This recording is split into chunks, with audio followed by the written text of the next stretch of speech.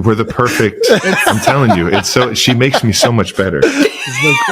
So I get you in a room, and it's like I've known you forever. It's like it was just the easiest conversation I ever had. Taylor Swift and Travis Kelce just dropped what might be the most romantic podcast episode ever, and honestly, we're still not over it. From flirty banter to heart-melting compliments, these two had us smiling like teenagers in love.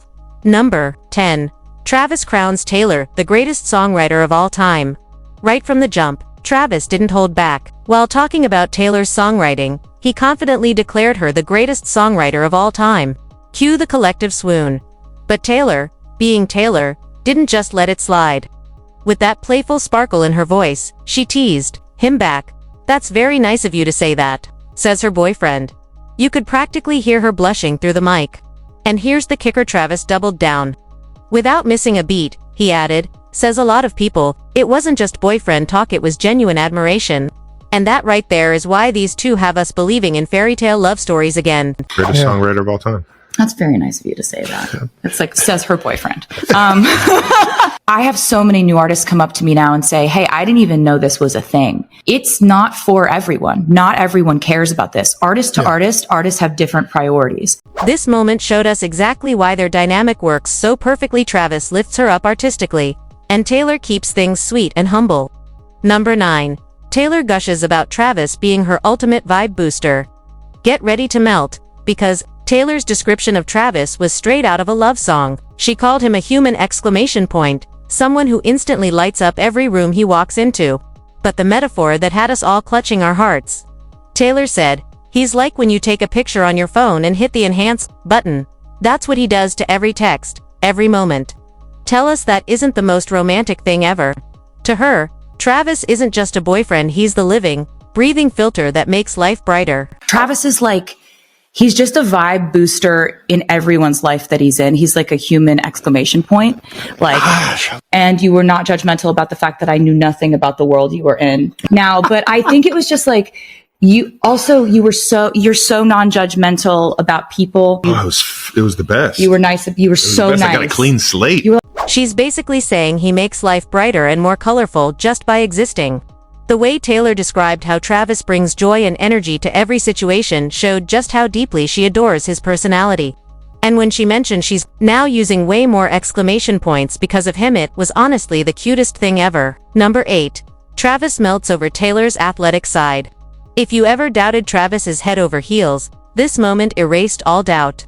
When Taylor downplayed herself by saying, "I'm not an athlete," Travis immediately shut it down. "Don't say that. Don't you dare say that." You could hear the sincerity in his voice, like he was actually offended she'd think any less of herself. And then came the sweetest proof of just how much he notices her. Travis brought up her now iconic power skip from the Eras tour, proudly saying, "I knew you were an athlete from the power skip. That was it. That was all the proof I needed." The way he hyped her up. That's real love right there.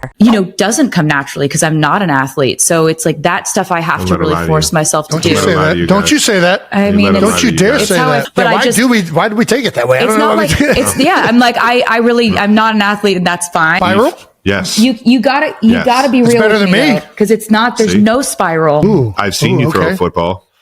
No, that's not good. And you know that's not good. It does. No. It does. I don't think I've ever caught anything that's ever been thrown to me, near me, I've seen it. around You're just disinterested in being an athlete. That's true. The pride in Travis's voice when he hyped up Taylor's performance was everything. He even pointed out, not everybody can power skip in heels. That takes athleticism. Like this man was ready to draft a whole dissertation on why his girlfriend is extraordinary. The way he notices the tiniest details in her shows he's watching, listening, and admiring every move she makes. Number 7. Taylor calls Travis the good kind of crazy. When Jason playfully asked Taylor how she knew Travis wasn't actually crazy, after that bold podcast declaration that started it all, her answer was peak relationship goals. Without hesitation, she said, "He is crazy, but there's a right crazy. Yeah, he's the good kind of crazy. That's love right there. Be kind where quirks aren't flaws. They're the magic that makes someone unforgettable." How did you know he wasn't crazy? Because that's the other side of that, right? Like a guy goes up there and professes his love for you. He is crazy, Jason. But there's a right crazy. Yeah, he's the good kind of crazy. I was just like, he's truly getting to know me in a way that's very natural, very pure, very normal. The way Taylor smiled while saying this was pure sunshine, absolutely adorable.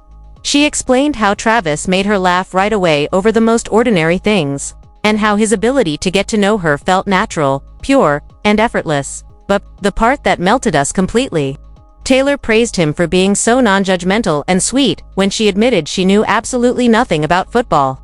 Instead of making her feel out of place, he just embraced it because to him, it's not about the game, it's about her. And I knew that he wasn't crazy the first couple of times that we talked. Just the way that he could make me laugh so immediately about normal things. This whole exchange proved just how much she adores his personality and how effortlessly he makes her feel at home. Number 6. Travis gushes over Taylor's competitiveness and love of learning. Travis could barely contain his excitement when talking about Taylor's dive into the world of football. He lit up while praising her genuine curiosity and competitive spirit, saying with so much pride, "She's not messing around." And then came the sweetest part. He called her Tay with that soft, affectionate tone only he uses. Honestly, hearing her nickname roll off his tongue like that had us all melting. It wasn't just about football, it was about the way he sees her, admires her, and cherishes every little thing she does. You would ask some of the best questions when we were up in the booth, and She's not fucking around. No, Tay's not fucking around. Oh my God. She's not fucking around. desire to learn more, but your genuine excitement around it, as well as like your competitiveness. He lit up with pride as he described her journey from not even knowing what a first down was to sprinting through his house yelling, "We drafted Xavier Worthy." The way he spoke about her dedication to learning his world was nothing short of heartfelt when Travis said, "Your desire to learn more, but your genuine excitement around it." You could feel how much it meant to him that she threw herself completely into something that mattered so deeply to him. And then came Taylor's side of the love story, arguably even more romantic. She described their first meeting like something out of a John Hughes movie. In her words, Travis's podcast approach felt like that iconic 80s scene where the boy stands outside the window, boombox raised high, declaring, "I want to date you." It was her way of saying their beginning wasn't just fate, it was pure movie magic. This kind of felt more like I was in an 80s John Hughes movie and he was just like standing outside of my window with a boombox just being like, "I want to date you." Yeah.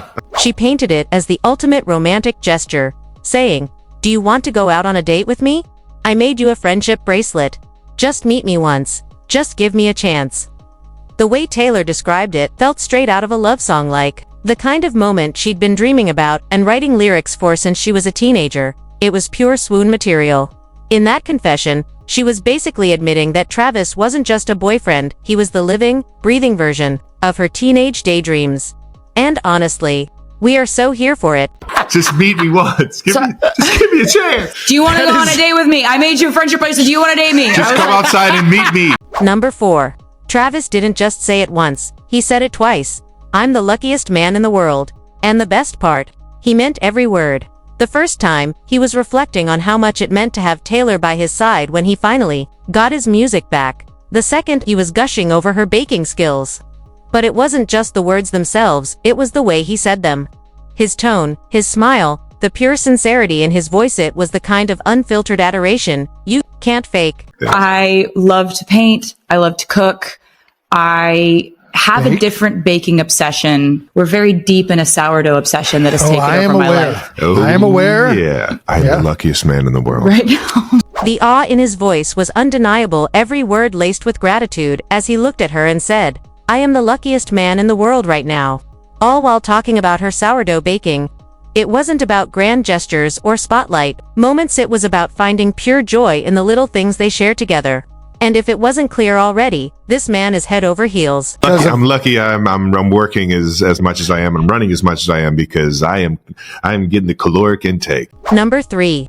Taylor opened up about how deeply Travis has impacted her life, and it was one of the sweetest moments of all. When Jason joked about Travis suddenly using bigger words since dating her, Taylor couldn't help but get emotional, saying, "It's perfect. I'm telling you it's so.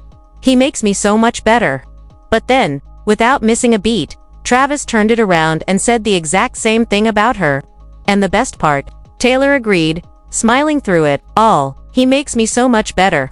It was pure, mutual admiration to people lifting each other higher. I would have never went on here and told everybody how butthurt I was. Yeah, I'd never just been so engulfed in the curiosity of who you were. I give the Eras Tour credit because if I would have never gone to that show and been mesmerized and just been captivated, and then left with such a desire to want to meet you.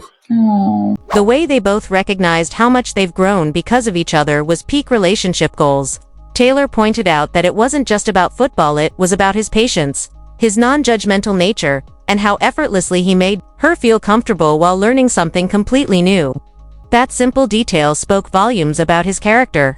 Their mutual admiration, their ability to lift each other up, that's not just romance. That's what real love looks like. Oh, that's And really look at this. wonderful. One of the best things about that last statement is you didn't even know what the word engulf meant before, like you met Traylor. We're the perfect.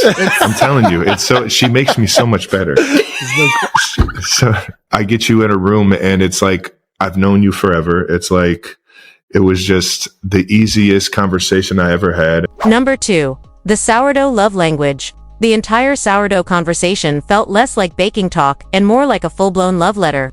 Traylor revealed that she had been sending Travis to loaves of homemade sourdough during training camp, and his reaction joking about getting the caloric intake, thanks to her, was equal parts hilarious and heart-melting. Then came the kicker, when Travis declared, "I am the luckiest man in the world right now."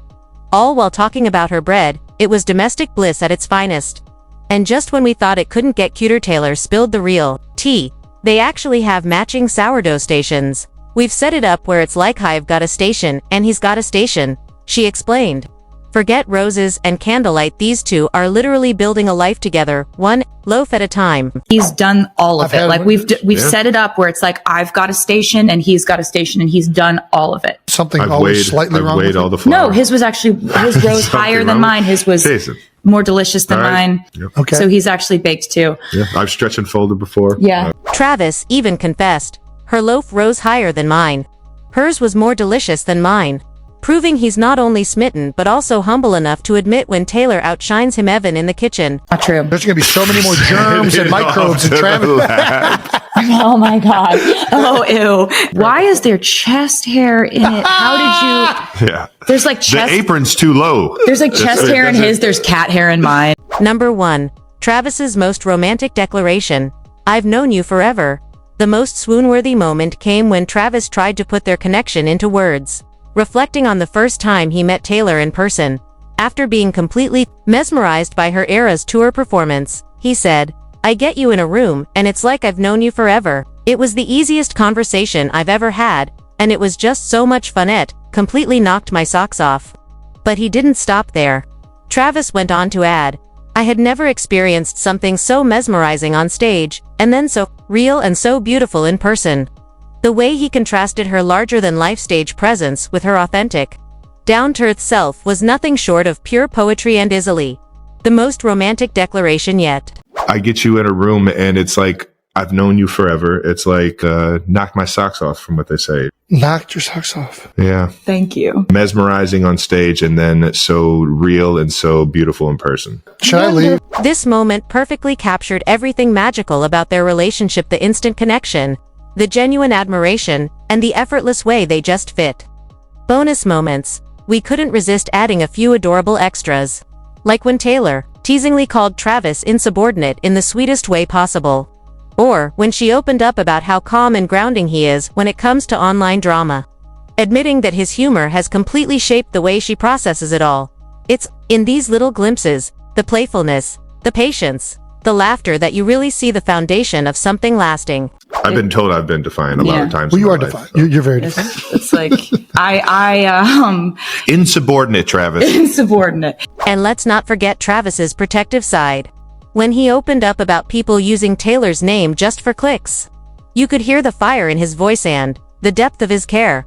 It wasn't just talk. It was a clear reminder of how much he wants to shield her from the noise and negativity that comes with fame. We live in such a social media moment where a lot of people's identities and they get their feedback from that, right? Like people can be out here, people might be out here doing too much. Just shaking ass. Doesn't mean I have to do a damn thing. give me constructive criticism all day. Coach I will me take up. it. Coach me up. It'll fuel She's me. an athlete, dude. It's helpful, right? The way they finished each other's sentences, cracked up at every little joke, and constantly hyped each other up throughout the podcast was pure magic. From Travis defending Taylor's athletic skills to Taylor gushing over his leadership, every second screamed soulmate energy. This wasn't just a podcast episode, it was a front row seat to their love story. Playful, supportive, genuine, and ridiculously adorable. You could practically hear the way they look at each other, because even without cameras, their chemistry was undeniable. Taylor and Travis aren't just giving us couple goals. They're redefining them. Honestly, it feels like a modern-day fairy tale unfolding right in front of us, and yes, we are completely obsessed. But now we want to know, what was your favorite flirty moment from the podcast? Drop it in the comments, and don't forget to subscribe for more Taylor and Travis moments we can't stop swooning over.